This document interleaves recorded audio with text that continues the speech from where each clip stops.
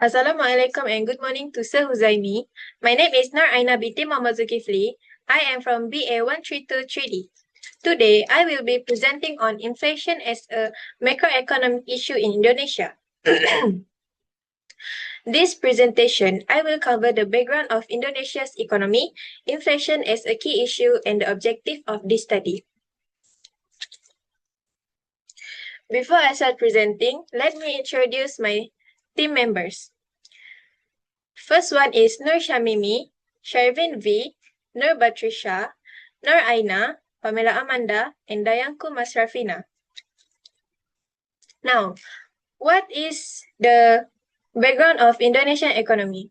Indonesia is a major emerging economy in Southeast Asia and an important Asian member. Economic growth driven by domestic consumption, investment, commodity exports, and government spending. As a developing country, Indonesia faces macroeconomic challenges such as price stability, employment, and sustainable growth. What is inflation? Inflation is a continuous rise in general price levels that reduce purchasing power, influenced by global commodity price changes, fuel and food price fluctuation, exchange rate volatility, supply chain disruption, government policies, strong impact on living standards, especially for low and middle income groups. Controlling inflation is a priority for the government and Bank Indonesia through public policies.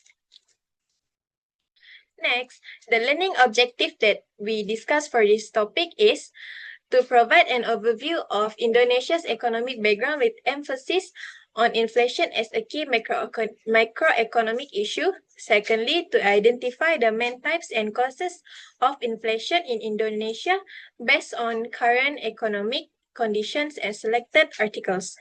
Thirdly, to analyze the impacts of inflation on economic growth, unemployment, purchasing power, and overall economic stability in Indonesia.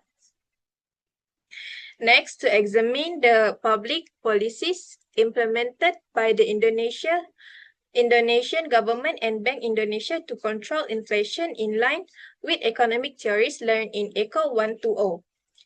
And the last one is to evaluate the effectiveness of these policies in addressing inflation and maintaining economic stability. So that's all on my part. Now I will pass to the next presenter. Thank you. Assalamualaikum, my name is DayangkU Masrafina. I will present article review and inflation overview about Indonesian situation based on 3 article review. The first article explained that Indonesia experienced deflation in February for the first time in more than 20 years. The consumer price index fell by minus 0.09%. This happened mainly because the government gave a 50% discount on electricity and energy price. Food price also went down because agricultural production improved after the drought. Even though there was deflation, core inflation stayed around 2.48%. This showed that demand in the economy was still strong, so the deflation was caused by government policy, not because people were spending less money. However, this situation is temporary. When the electricity discount ends, inflation is expected to rise again, even though it may still be low during Ramadan because of government support. Overall, inflation in Indonesia has been low and under control. It remained below Bank Indonesia target, and the government continues to support economic growth. The second article talks about Bank Indonesia policy discussion in May 2025.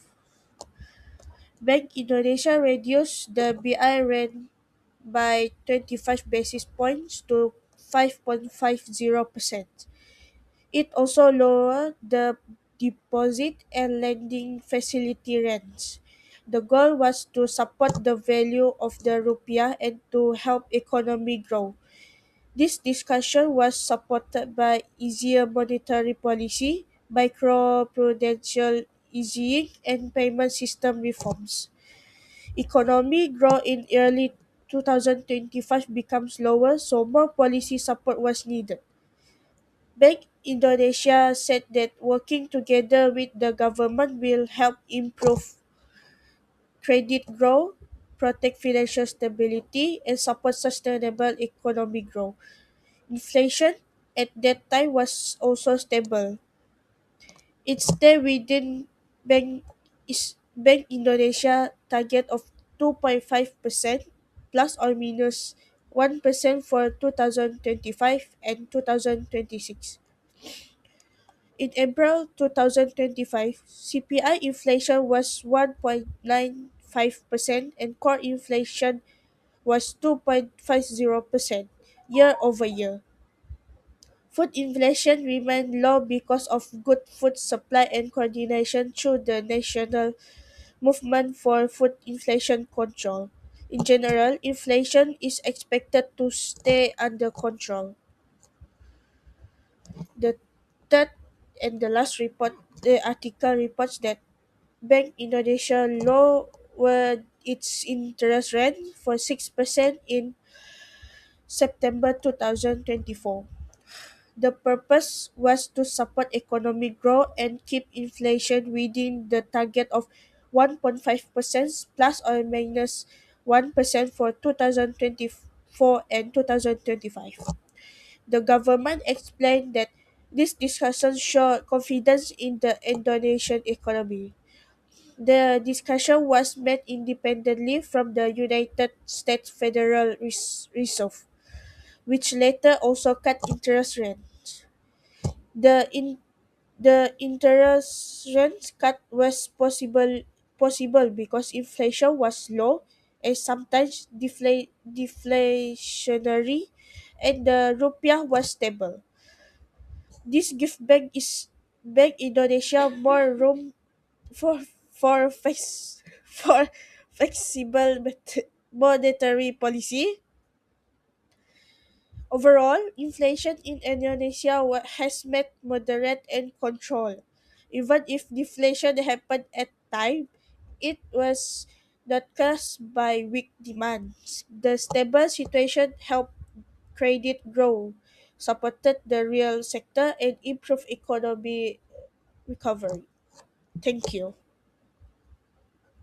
Good afternoon, sir. My name is Syammimi, ANAK CLAYVONNER, and I am from BA1323D. Today, I'm going to present about inflation in Indonesia. For my part, I'm going to explain about type or causes of inflation in Indonesia. Indonesia's inflation performance in March showed that overall price pressure remained relatively low. Headline inflation stood at 1.03% year-on-year, which is below Bank Indonesia's target range of 1.5% to 3.5%, indicating that general price levels were well controlled. However, core inflation was higher at around 2.48% year-on-year, suggesting that price of basic goods and services continued to rise at the moderate and stable pace. On a monthly basis, inflation was influenced by seasonal factors such as increase during Idul Fitri and policy changes like the removal of electricity discount, which caused short-term price fluctuation even though overall inflation remained low. According to the article, these are the key factors contributing to Indonesia low inflation in March. Government intervention such as electricity tariff discount and reduced domestic airfares, which help suppress the consumer price index, weaker than expected consumer spending during Ramadan and Idul Fitri, which limited seasonal price increases and stable but higher core inflation at around 2.48%, indicating that underlying price pressure for essential goods and services remain. The article also explained that price increases in some sectors, such as food and household items, were offset by slower price growth and discount in other categories, resulting in overall controlled inflation. That's all from me. Thank you. Good morning, Syammimi. My name is Pamela Amanda, and I will explain my part, which is the effect of inflations. Inflations is the rise of prices of goods and services over the time. It increases the cost of living and reduces purchasing power, affecting both of economy and people daily life, such as food, expenses, transportations, and basic needs.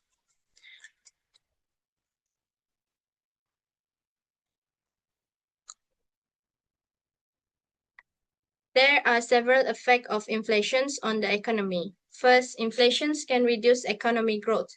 Higher production costs make it more difficult for businesses to operate and can slow down the long-term economic planning. Second, inflations affect money supply and interest rate. To control inflations, interest rate may increase, which make borrowing more expensive and reduces investment. Third, inflations affect exchange rates. High inflations can weaken the value of the local currency, making imported goods more expensive and affecting international trades. Last but not least, inflation reduces purchasing power and people's welfare. Low-income households are the most affected because expenses rise faster than income. In conclusions, inflation can slow down economic growth and reduce people's income and welfare. Therefore, inflation must be properly controlled to protect the economy and improve people's quality of life. That's all for my part. I will pass it to the next presenter. Thank you. Okay, Assalamualaikum, and my name is Syammimi binti Syammsuri. I'm from BA 123 3D Eco. Today I'm going to present Eco 120. It's about inflation in our country that we chose Indonesia. Okay, first I want to explain about public policies. In my slide, explain the role of public policy in managing inflation in Indonesia. Public policy are actions taken by the government and Bank Indonesia to stabilize the economy. These policies are important because high inflation reduces purchasing power, while very low inflation can slow economic growth. In Indonesia, the main public policies used to manage inflation are monetary policies, fiscal policy, and subsidies. For the second slide, monetary and fiscal policy. Okay, monetary policy is implemented by Bank Indonesia to control the money supply and credit in the economy. Bank Indonesia uses tools such as interest rate and open market operations. When inflation is high, interest rates are increased to reduce borrowing and spending. When inflation is low, interest rates are reduced to encourage investment and consumptions. Fiscal policy is implemented by the government through spending and taxations. Higher government spending can stimulate economic activity but may increase inflation if it's excessive. On the other hand, higher taxes reduce disposable income and help control inflation by reducing overall demand in the economy. For the slide 3, subsidies and conclusions. Okay, subsidies are financial assistance provided by the government to lower the prices of essential goods such as fuel, food, and electricity. In Indonesia, subsidies help maintain price stability and protect low-income households and rising living costs. By keeping prices low, subsidies help reduce inflationary pressure. However, excessive subsidies can increase government spending and lead to fiscal deficits. In conclusions, public policies are crucial in managing inflation. Monetary policy control money supply, and subsidy helps stabilize prices. These policies must be careful coordinated to control inflation without slowing economic growth. Okay, for the summary, today I will explain the inflation situation in Indonesia for the month of March. Overall, Indonesia remained low and under control. Although headline inflation was below the central bank targets, core inflation stayed stable while monthly inflation was influenced by seasonal and policy-related factors. And the headline overall inflation. What you can see is first, headline inflation measures the overall change in price for all goods and services using the Consumer Price Index on CPI. In March, Indonesia headline inflation stood up 1.03% year-on-year. This figure is below Bank Indonesia target range for 1.5 to 3.5%, indicating that overall price pressure in the economy were relatively low. This suggests that inflation was no major concern at the national level during that period. Slide 3 is core inflation. Next, core inflation excludes volatile items such as food price and government regulated price like energy. Therefore, is it a better indicator of underlying March? Core inflation was around 2.548 inflation years on year, which is higher than headline inflation. This showed that despite low overall inflation, price of basic goods and several continued to rise at a moderate and stable rate. And the monthly inflation and seasonal effects. Monthly inflation reflects short-term price exchange that often influenced by seasonal factor or government policies. In Indonesia, prices were affected by increased demand during the Idul Adha Fitri. In Indonesia, prices were affected by increased demand during the Hari Raya Idul Adha festival season. In addition, policy changes such as the ending of electricity discount also contribute to price increases. As a result, there were noticeable month-to-month price movement, even though over inflation remaining low. In conclusion, Indonesia inflation in March remaining well controlled. Headline inflation was low and below the central bank targets, while core inflation shows stable underlying price growth. Seasonal demand on policy adjustment mainly affected monthly inflation. Overall, the inflation environment in Indonesia remains stable. Thank you. That's all from me.